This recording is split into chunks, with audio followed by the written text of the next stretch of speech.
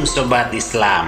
Kabar Daniel Mananta terbaru yang hari ini makin viral usai Daniel yang mulai mendalami agama Islam dengan sejumlah ustadz. Hingga spekulasi bermunculan di media sosial bahwa Daniel akan menjadi bahkan sudah mualaf sebab kabar yang marak saat ini.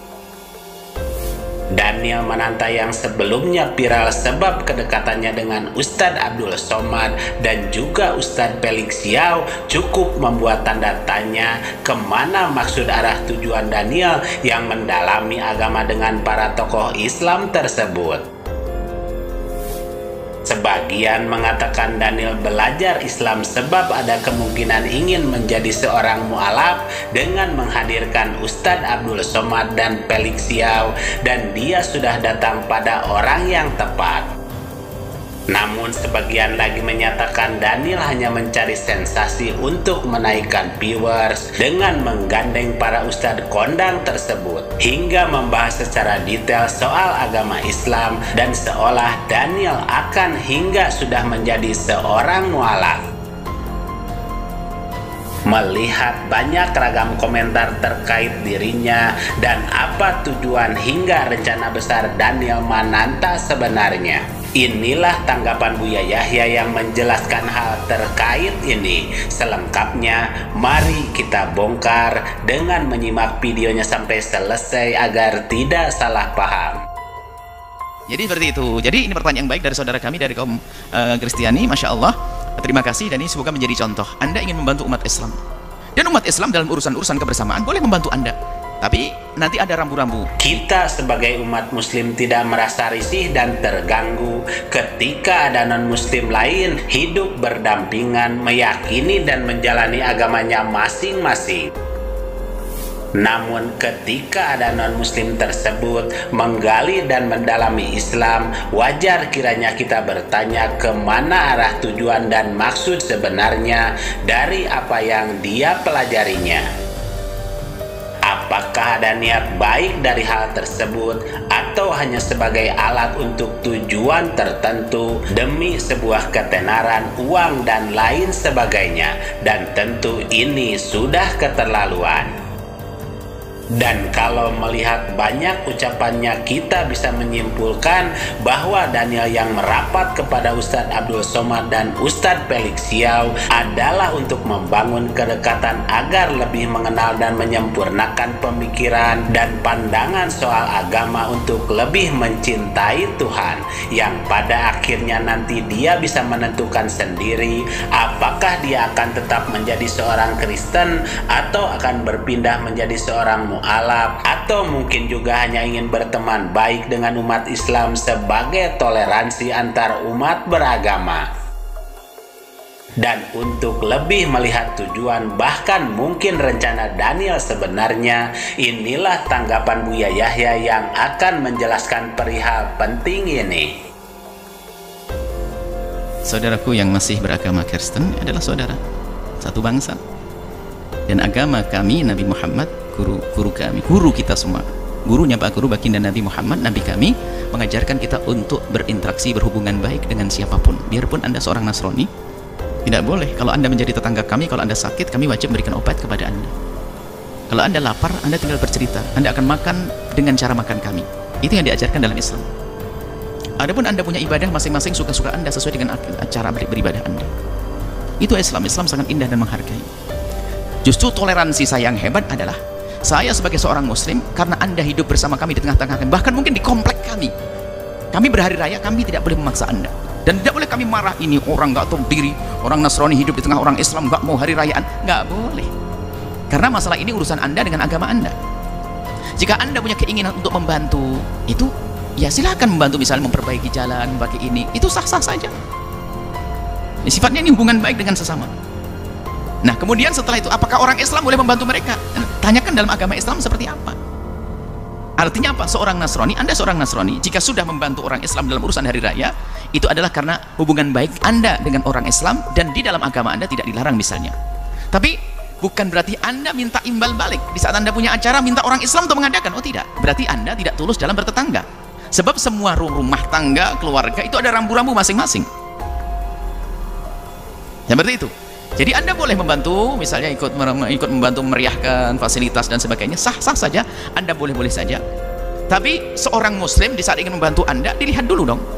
Kalau dalam irama kegembiraan misalnya Anda akan menikahkan putri Anda, menikahkan putra Anda, lalu minta bantuan kepada kami sebagai tetangga, tolong jalan saya rapikan ya, saya mengadakan pernikahan, itu di rumahmu kayak seperti ada panggung, boleh saya pinjem untuk panggung pengantin dan sebagainya. Oh boleh-boleh saja, karena Anda urusan kesenangan Anda, saya boleh ini. Tapi selagi itu bukan urusan agama dalam diri Anda. Seperti halnya kalau kami sholat Jumatan di masjid, Anda pun tidak perlu harus ke masjid. Begitu juga kalau Anda punya ritual keagamaan, kami tidak harus ikut kepada Anda, biarpun hubungan kami dengan Anda baik. Nah inilah. Jadi Anda membantu kami boleh, dan kami pun membantu Anda boleh. Tentunya ada aturan yang boleh dibantu. Kalau tidak boleh dibantu menurut agama kami, ya Anda tidak boleh memaksa saya. Itulah toleransi yang sesungguhnya. Yang tidak boleh dibantu ada, misalnya menurut agama kami tidak boleh, sudah Anda harus paham. Oh iya, bukan berarti kita ada permusuhan kan? Perbedaan bukan berarti harus permusuhan. Yang menganggap perbedaan adalah permusuhan, itulah orang yang anti toleransi. Perbedaan itu wajar dalam hidup. Suami istri pun ada perbedaan, saudara dengan saudara kadang ada perbedaan. Tapi perbedaan itu memang kita manusia hidup begitu. Ada selera berbeda, pikiran berbeda, pergaulan berbeda, latar belakang berbeda, pemahaman berbeda, ilmu berbeda, semuanya ini yang menjadi sebab berbeda. Tapi tidak boleh menjadi sebab permusuhan. Agama berbeda. Jadi seperti itu. Jadi ini pertanyaan baik dari saudara kami dari kaum Kristiani, Masya Allah. Terima kasih, dan ini semoga menjadi contoh. Anda ingin membantu umat Islam, dan umat Islam dalam urusan-urusan kebersamaan boleh membantu Anda. Tapi nanti ada rambu-rambu. Misalnya ada fatwa dari seorang muslim, ustadz, tidak boleh Anda membantu orang Nasrani dalam hal ini. Anda harus dengar, gak apa-apa. Memang ada aturan setiap agama. Dan tiba-tiba jika ada di agama Anda melarang Anda membantu orang Islam dalam hal tertentu, kami pun tidak marah. Karena apa? Itu urusan aturan agama Anda. Itulah toleransi yang sesungguhnya. Dan semoga tetap terjalin antara kaum muslimin dan yang lainnya dengan keindahan dalam beragama. Semuanya punya memegang prinsip agamanya, tapi tanpa harus merusak atau menyakiti yang lainnya. Semua dengan prinsipnya. Anda dengan prinsip, kami dengan prinsip, indah berjalan. Justru inilah warna-warni dalam hidup. Semoga Allah menjaga semuanya. Allah memberikan hidayah kepada kita semuanya, menguatkan iman ahli iman, dan semoga Allah menjauhkan kita dari percekcokan dan perselisihan. Bahwa guru kita Nabi Muhammad SAW mengajarkan kita untuk berinteraksi, bahkan berhubungan baik dengan orang Nasrani sekalipun. Tetapi tentunya ada rambu-rambu yang tetap harus dijalankan dalam hal ini, kata Buya Yahya. Dan di sini Buya Yahya bukan membahas Daniel Mananta, tetapi beliau membahas secara umum terkait toleransi, saling menghormati, dan bagaimana harusnya kita bersikap dalam berteman dengan saudara yang bukan muslim. Semoga apa yang disajikan terkait Daniel Mananta ini bisa menjadi pembelajaran, tuntunan kebaikan yang bisa diambil. Bagaimana harusnya kita bersikap serta menilai orang non-muslim dalam pandangan Islam. Dan semoga kita dijauhkan dari hal yang bisa saja menyesatkan banyak pemikiran terkait ajakan dan ungkapan yang mungkin saja salah.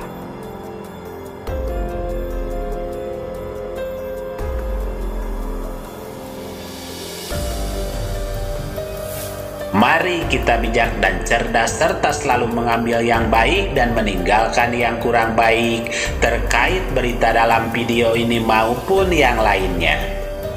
Dan kita ambil saja hikmah kebaikan serta bisa melaksanakan sisi siar yang beliau sampaikan.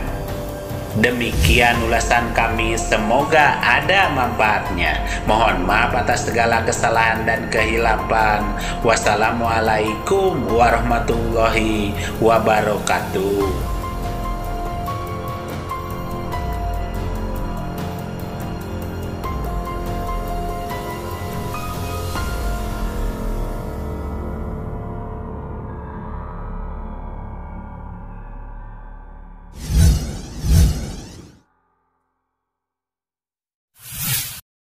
Harta yang kita cari pagi, petang, siang, dan malam itu belum tentu kita nikmati. Maka salah satu investasi akhirat sampai ke alam barzakh kita adalah pembangunan pondok pesantren.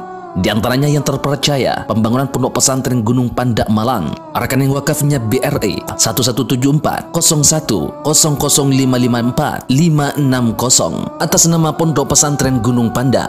Jangan lupa kontak konfirmasinya 0822 2847 0705. Berkat rezekinya, anaknya anak soleh soleha menjadi penghafal Al-Quran dan negeri ini menjadi beldatun thayyibatun wa rabbun ghafur. Pahala terus mengalir meski umur kita telah berakhir.